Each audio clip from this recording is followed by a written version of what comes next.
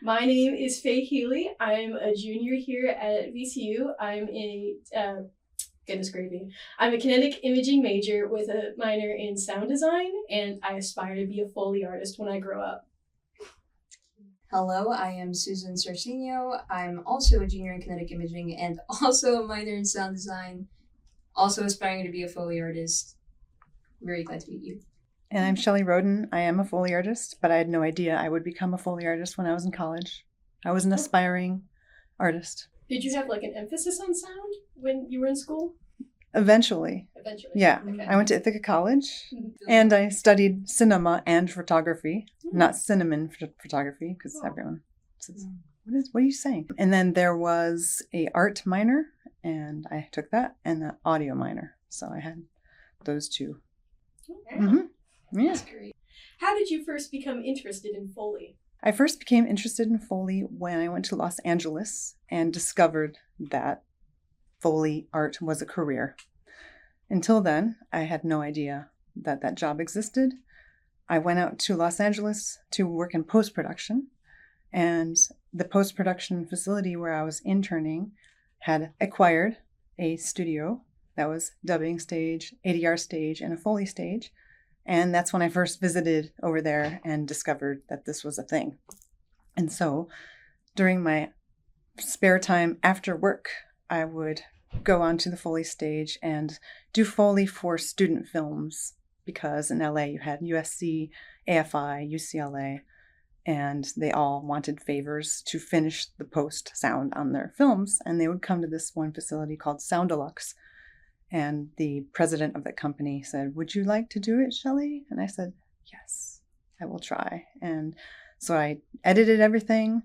I shot the ADR, and I walked the Foley by just putting my feet into these size like 10, 12 men's shoes, because that's who I was working on the Foley stage at the time, and didn't know what I was doing at all, but just tried it. And the person who was watching me said, "You might want to consider going into this. You have a knack for it naturally." Damn, oh my goodness. That's like unexpected. Exactly. Yeah, earlier you said you like didn't think about doing Foley when you were in school. I'm like, that's so weird how this wasn't like a career path you had intended on going on initially. And so someone was like, "Hey, you're kind of good at that." Exactly. I mean, I didn't know what I wanted to be when I grew up. I thought I wanted to be a veterinarian, and then I thought I wanted to be an animator. And so I took the first step towards animation, which was film school. And then within film school, all these opportunities got thrown at me: cinematographer, sound recordist, and then the LA program, where I decided, let me explore sound. I'm musical. And it's just a curiosity that led me. It's opportunities and being open to them, listening to what people are saying, and also listening to myself and what makes me full of joy and feel like I'm contributing something meaningful. So that's why I let lead me, not an idea. When you began your career in Foley and entered your first Foley stage, did they give you a map of the general location of props, your squeaks, your crunches, or did they kind of let you loose to explore? When I first became a paid Foley artist, got my first job, I was let loose in a independent Foley stage that wasn't affiliated with the place where I had an internship. And I just worked with one other person who recorded me. That's how that facility worked, with one Foley artist and one mixer. And that mixer was in the room with me. He had his board set up in the room, and that's a style that they do in France, apparently, and they do it in Canada. So it was unique in that he could watch me and see what I was doing, because I had no idea what I was doing. Absolutely nothing. I had no experience. They were willing to hire me because I was willing to work nights, 5 p.m. to 2 a.m. Nobody else wanted the job. So again, another opportunity that came my way, and I went for it. I had no idea where the props were. I didn't even know I had to bring shoes. So luckily, the daytime Foley artist had the same size shoe as me and let me borrow her shoes, because I naively thought that shoes were supplied on the stage since they were at that other facility where I was interning. So silly me. So no, I didn't know what anything was, and I kind of went on the fly, just, we're doing a baseball movie. Where's the baseball glove? And the mixer guy said, don't be so literal. Here's a piece of leather. Just use this. And that's how I learned. Just trial and error on the fly, because we were doing feature films in 5 days, which was insane. So yeah, it's a lot of work in 5 days. So I had no time to think, which is good sometimes. It's wild to me. I would think that they would there'd probably be like a little map and be like, here you go, there's a general location of where they're at. Yeah, a well-organized system would do that. Yeah, like when I worked at Warner Brothers later, we definitely went in, the night crew went into the day crew and said, let us know, give us a little orientation, please. Where's your stuff? What can we touch? What can we not? Out of respect for them, and just to get to know our library. Did you ever wish you were able to be more involved with this, like the sound design process? Like be given more time to work on it, but also like maybe help define the identity of what the film sounded like through Always. Time? Yeah. Yes. From the beginning of post, and actually the beginning of pre-production, the director can involve the sound team in creating what can help the story to connect with the audience. Because sound helps with the three-dimensional aspects of creating this piece, which is a two-dimensional visual. So sound will be the first to reach the audience. So how can we utilize that to tell your story off camera and on camera, and in familiar ways or unfamiliar ways to make the audience feel something? So I've worked with some directors who think about this at the very beginning, and it's so rewarding because we plan out the music and the sound effects and think about choreographing it, or orchestrating it, I should say. And the director makes decisions early on, so we know exactly what moments music will shine and what moments sound effects will shine, or will they work together to create music, because sound effects can be music as well. So as early as possible, I like to be involved. And sometimes the director is on the Foley stage with us and has some great ideas. Like I worked with a director named Ryan Johnson once. He did The Last Jedi, and he's done all the Knives Out movies. He's written them. He did a movie called Brick that was 2004, I think. And that was his first feature film that got submitted to Sundance.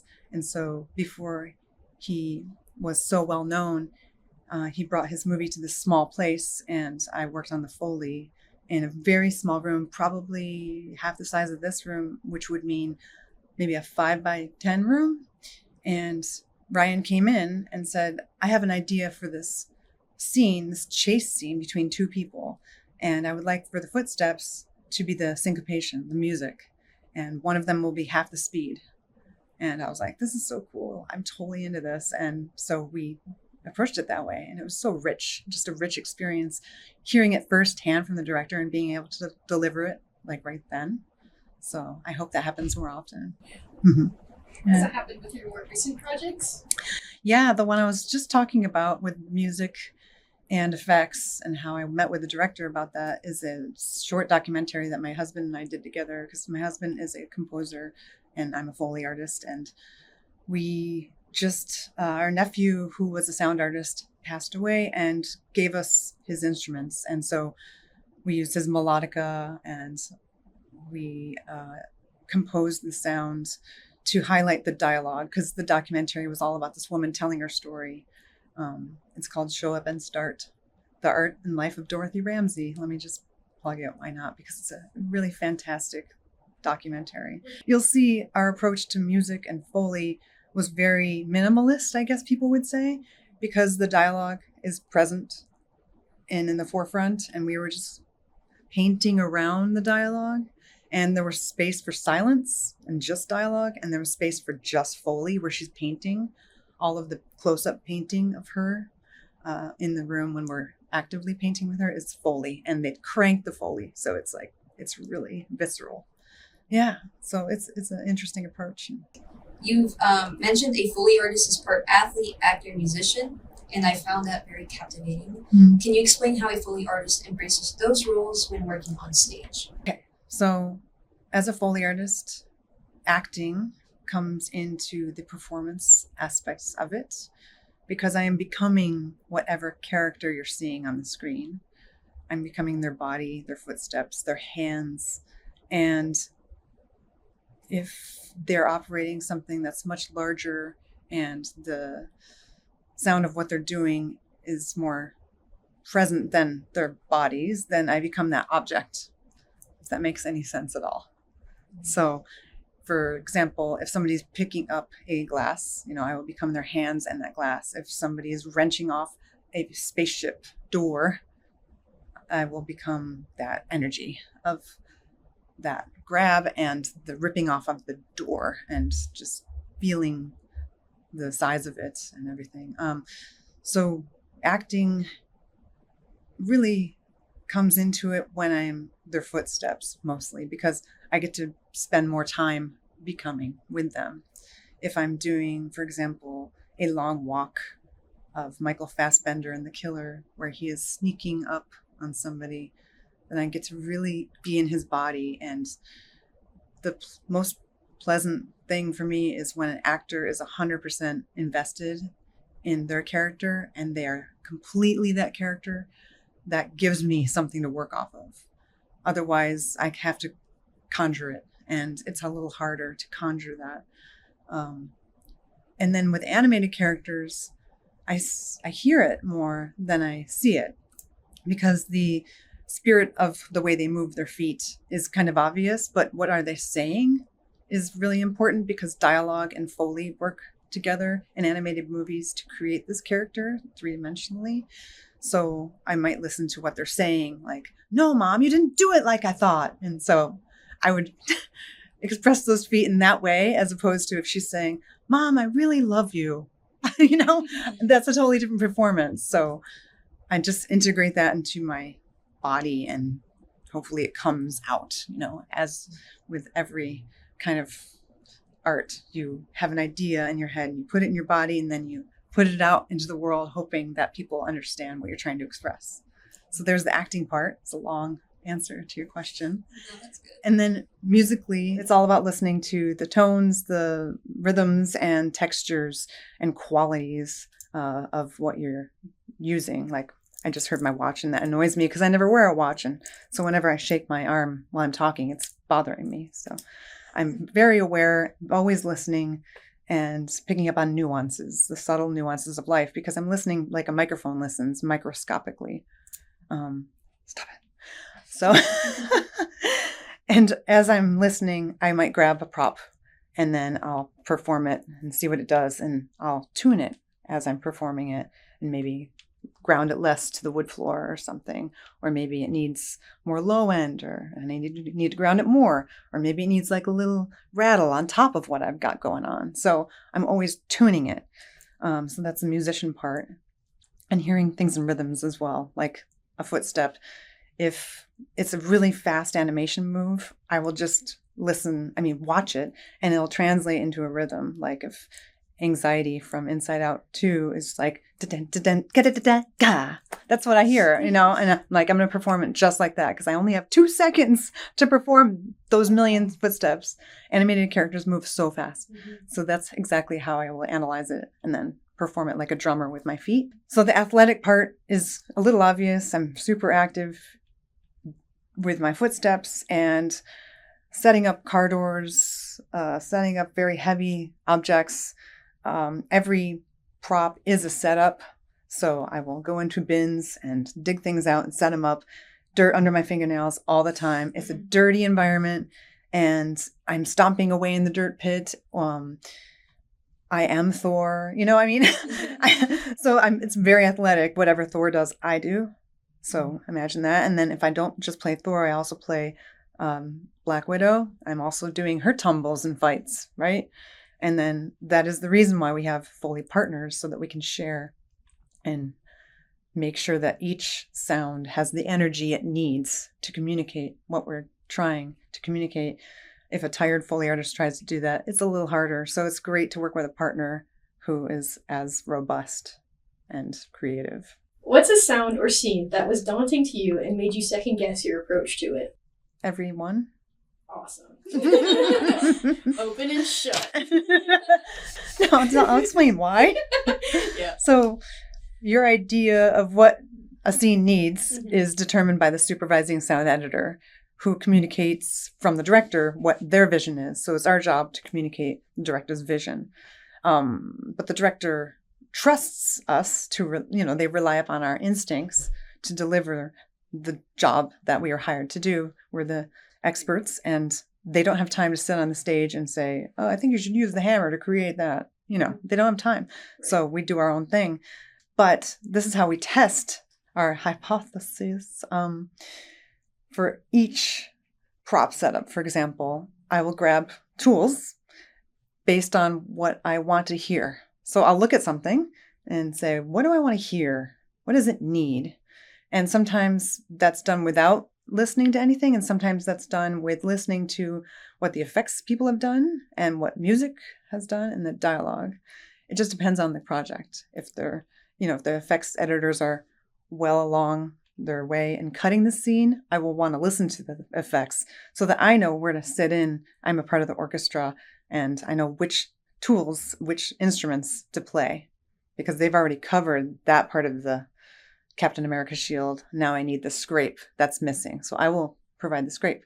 However, even when I gather tools and then we say, okay, I'm ready, and we perform to picture, that's what Foley is, performing live in sync to picture. If it sounds good to us on the stage, that doesn't mean it's going to be the ultimate end, because you have to test it by listening back then. You play back real time and with everything, meaning, like I said, the production track, music, and dialogue. And if it gets in the way of dialogue, you have to start all over again.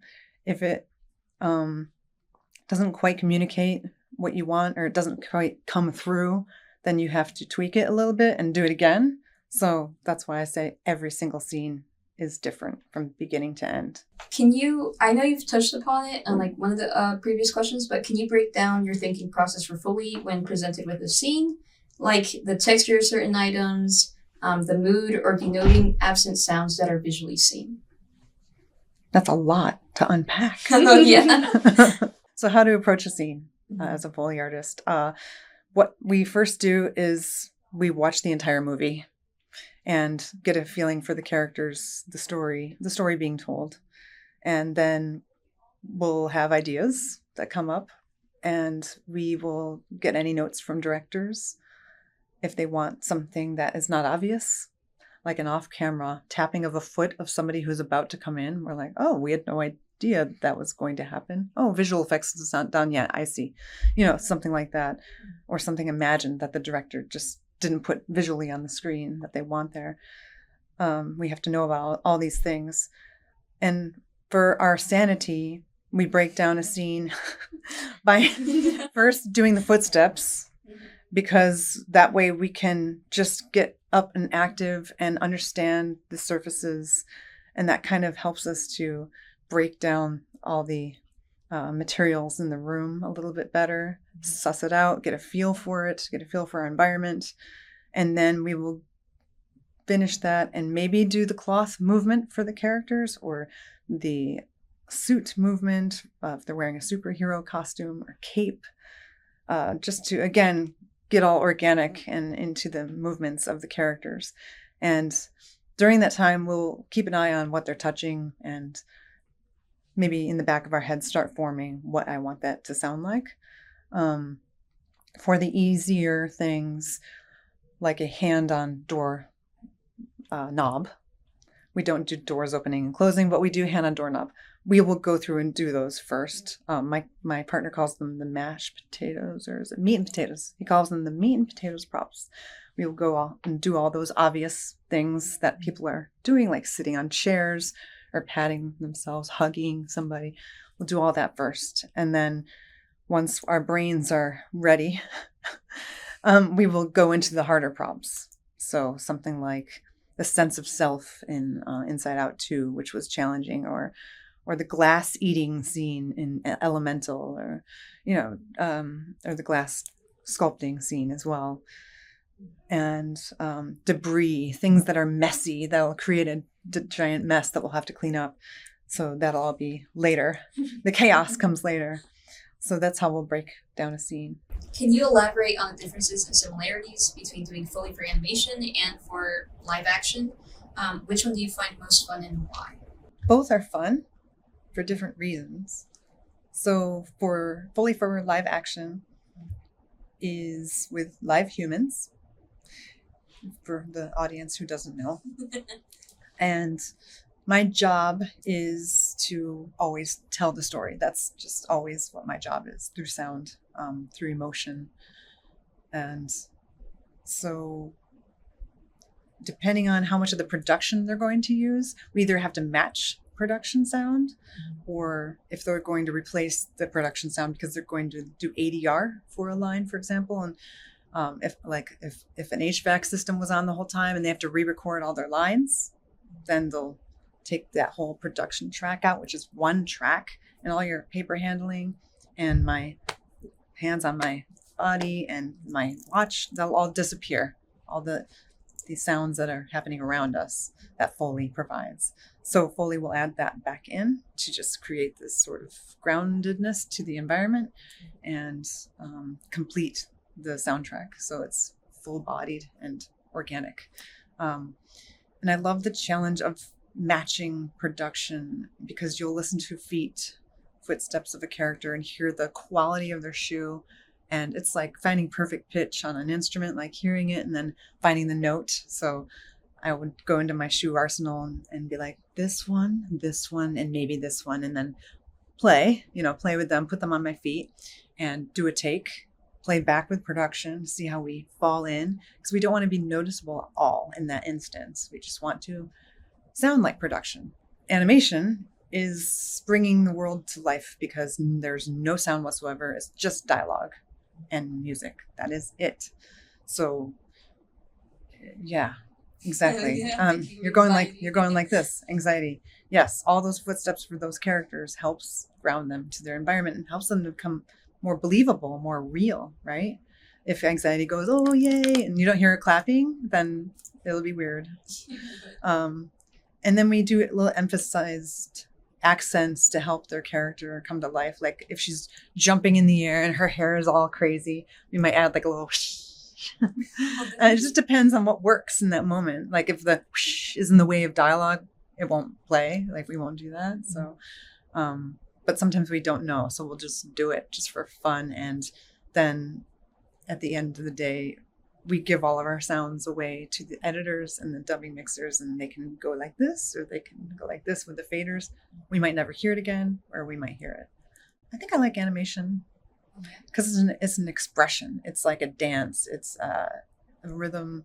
It's very musical to me because the entire spectrum is open to me. The spectrum of sound is open to me to imagine what I want to hear.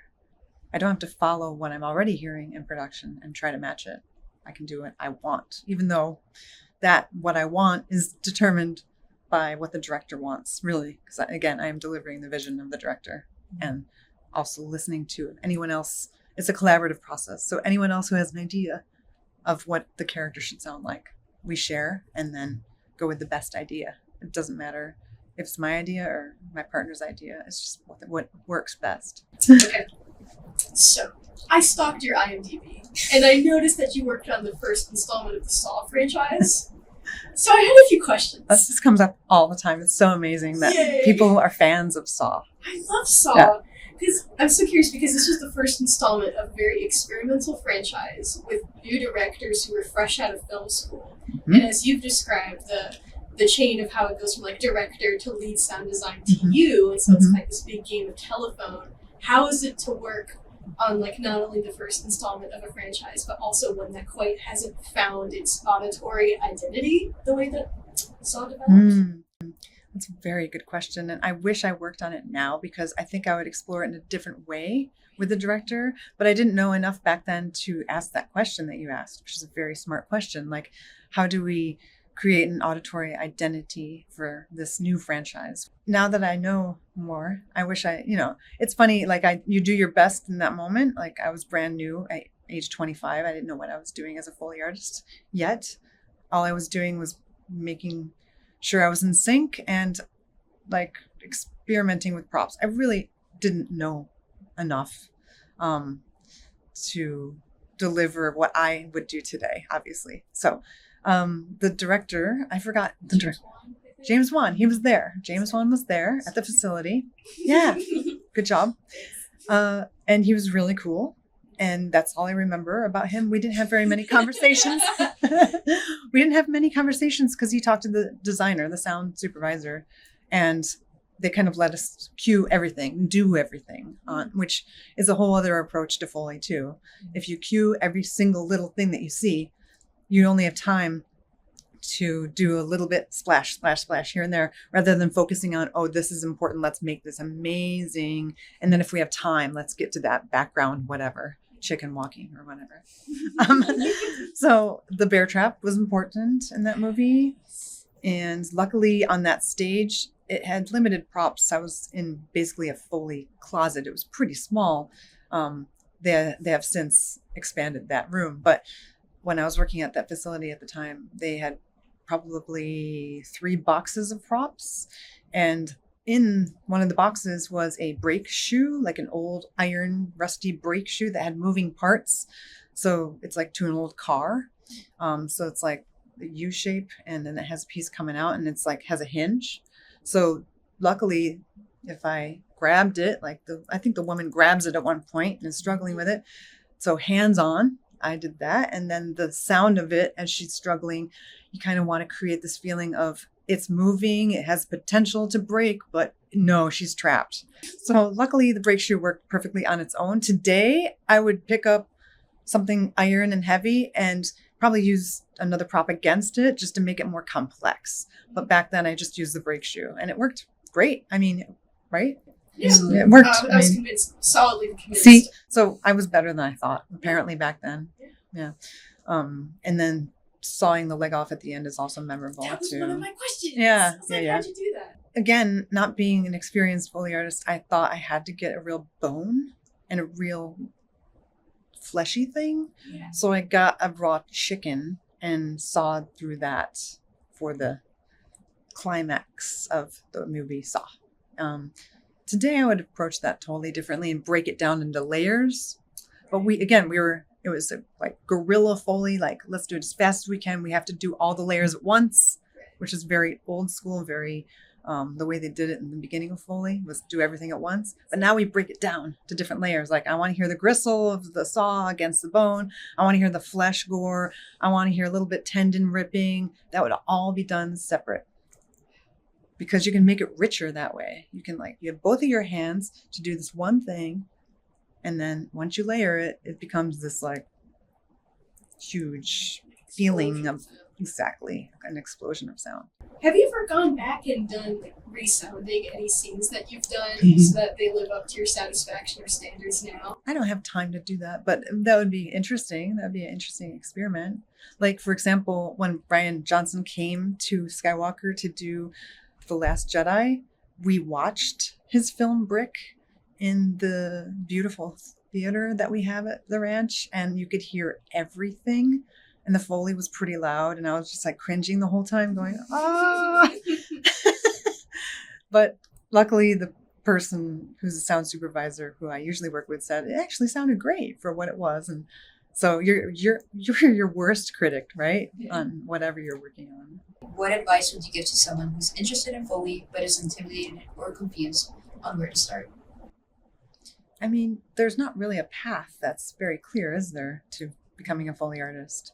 It's really important to be mentored and to learn through doing. You can learn a little bit by reading about it, but unless you're doing it and practicing it, you won't advance. So to the level that you need to be to become a professional. You will advance, because when I worked alone, I did. You just learn and you evolve.